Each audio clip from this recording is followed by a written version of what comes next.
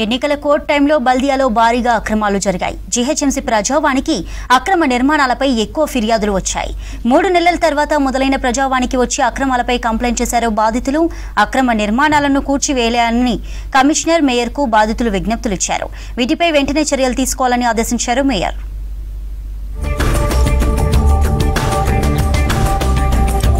లోక్సభ ఎన్నికల కోడ్ అమలులో ఉన్న టైంలో జీహెచ్ఎంసీ అధికారులు అక్రమాలకు పాల్పడినట్లు తెలుస్తోంది.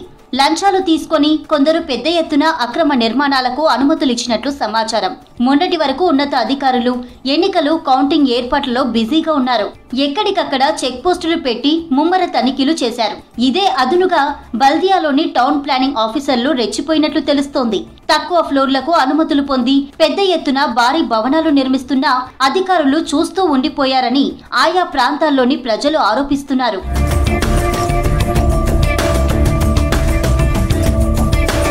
అక్రమాలపై ఉన్నత అధికారులు స్పందించి చర్యలు తీసుకోవాలని బాధితులు బల్దియా హెడ్ ఆఫీస్ లో నిర్వహించిన ప్రజావాణిలో ఫిర్యాదులు చేశారు. మొత్తం 200 ఫిర్యాదులు రాగా వీటిలో ఎక్కువ శాతం అక్రమ నిర్మాణాలపైనే ఉన్నాయి. అక్రమ నిర్మాణాలతో తాము ఇబ్బందులు పడుతున్నామని వెంటనే కూల్చివేయాలని mayor Gadwal Vijayalakshmi, in charge commissioner ఆమ్రపాలిని వేడుకున్నారు. కొందరు తమ భూమిని కబ్జా చేసి అక్రమ నిర్మాణాలు చేపట్టారని ఉప్పల్కి చెందిన ఓ వ్యక్తి జీహెచ్ఎంసీ ప్రజావాణిలో కంప్లైంట్ చేశాడు.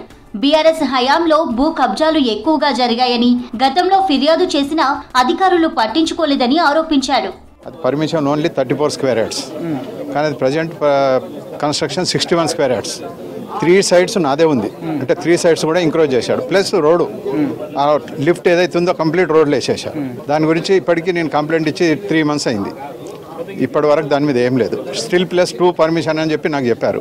ఇప్పుడు టోటల్ 4 అయిపోయింది. 5 ఫ్లోర్స్ కన్స్ట్రక్షన్ అవుతుంది. మరోవైపు వానలు మొదలైనప్పటికీ నాలాల్లో వ్యర్థాలు అలాగే ఉన్నాయన్నారు సిటీ పబ్లిక్. పూడికతీత పనులు పూర్తి చేశామంటూ అధికారులు అబద్ధాలు చెబుతున్నారని మండిపడ్డారు. స్థానిక అధికారులకు ఎన్నిసార్లు ఫిర్యాదు చేసినా స్పందించకపోవడంతో ప్రజావానికి వచ్చామని అంటున్నారు.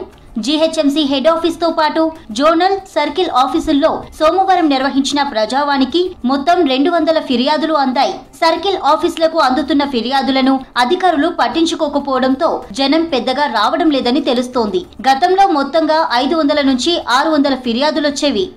ఈరోజు వర్షాకాలం మొదలైంది. వర్షం పడితే ఈ డీసిల్టింగ్ ఎక్కడెక్కడ జరగలేదో అక్కడ వాటర్ డైరెక్ట్గా, అంటే రోడ్ల మీద వెళ్ళే వాళ్ళ మీద, అక్కడున్న గుడిసెల్లో, ఇళ్లల్లో డైరెక్ట్గా ఫ్లో అయిపోతుంది. మీరు చూస్తూ ఉన్నారు, ప్రతి నాలా దగ్గర కూడా దుర్గంధభరితమైనటువంటి వాసన.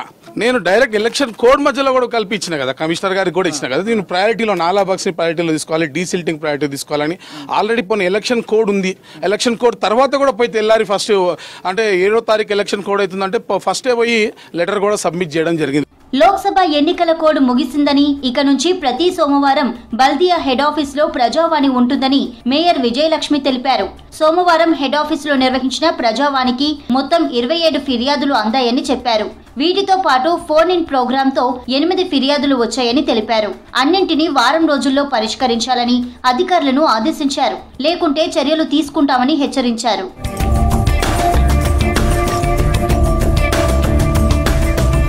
టౌన్ ప్లానింగ్, ఇంజనీరింగ్, ప్రాపర్టీ ట్యాక్స్లకు సంబంధించిన ఫిర్యాదులు ఎక్కువగా వచ్చాయన్నారు బల్దియా ఇన్ఛార్జ్ కమిషనర్ ఆమ్రపాలి. వాటి పరిష్కారానికి కృషి చేస్తామన్నారు. కార్యక్రమంలో డిప్యూటీ మేయర్ శ్రీలతారెడ్డి, ఉన్నత అధికారులు పాల్గొన్నారు. I think different categories of problem ki different ఉంటాయి. కొన్ని కాంప్లెక్స్ లీగల్ ఇష్యూస్ ఉన్నవి have to go through there court process. మా ఆఫీసర్స్ అందరూ ఇక్కడ ఉన్నారు, హెచ్ఓడీస్ అందరూ. We will take it forward and solve as much as possible. Regularly tracking అంటే weather updates track చేస్తున్నాము, plus water logging points identify చేసిన points మీద work అవుతుంది. కంటిన్యూస్ గా మానిటరింగ్ అవుతుంది. Teams are available on ground. Any small వర్షం వచ్చినా సరే అలర్ట్ గా ఇంకా ఎక్స్ట్రా టీమ్స్ కూడా రెడీ చేసి పెట్టుకొని ఉన్నాము. ప్లస్ ఇంజనీరింగ్ సొల్యూషన్స్ కూడా టెండరింగ్ అవుతుంది, so that long term solutions కూడా చేయడానికి హోప్ఫుల్లీ ఓవర్ టైం మినిమైజ్ అయిపోతాయి ప్రాబ్లమ్స్. తమ ఇంటి పక్కన అక్రమంగా 6 అంతస్తుల భవనాన్ని నిర్మించారని రాయదుర్గానికి చెందిన గాయత్రి అనే మహిళ ప్రజావాణిలో ఫిర్యాదు చేశారు. అక్రమ నిర్మాణంతో ఇబ్బందులు పడుతున్నామని మేయర్ విజయలక్ష్మికి చెప్పుకొని కన్నీరు పెట్టుకుంది. సర్కిల్ జోనల్ స్థాయి అధికారులు పట్టించుకోవడం లేదని, ఎవరికి ఫిర్యాదు చేసినా న్యాయం చేయట్లేదని వివరించారు. తక్కువ ఫ్లోర్లకు అనుమతులు తీసుకొని అదనపు ఫ్లోర్లు నిర్మిస్తున్నారని ఆరోపించారు. టౌన్ ప్లానింగ్ అధికారులు నోటీసులు పంపించి చేతులు దులుపుకున్నారే తప్ప బిల్డింగ్ పై ఎలాంటి చర్యలు తీసుకోలేదని చెప్పారు. అసలు మున్సిపల్ మార్టిగేజ్ పేపర్లు కూడా పెట్టుకోకుండానే ఆయనకి పర్మిషన్లు ఇవ్వడం, ఆయన చేత దగ్గరుండి కన్స్ట్రక్షన్ చేస్తారు టౌన్ ప్లాన్ వాళ్ళు వచ్చి. నేను కంప్లైంట్ చేస్తున్నా కదా, అదేమంటే నా మీద మాటకోసారి పోలీస్ కేసు పెడతారు. కష్టపడి నా బిడ్డల లోన్ పెట్టి ఇల్లు కట్టించారు, ఒక్క ఫ్లోర్ నేనేసుకుంది.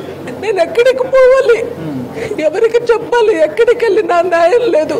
ఇక హైదరాబాద్ జిల్లా కలెక్టరేట్ లో ప్రజావానికి 62 ఫిర్యాదులు అందాయి. ఇందులో గృహ నిర్మాణ శాఖకు 28, డిఈఓకు 7, సివిల్ సప్లై అధికారులకు 1, ఎక్సైజ్ శాఖకు 1, ఇతర శాఖలకు సంబంధించినవి 25 ఉన్నాయి.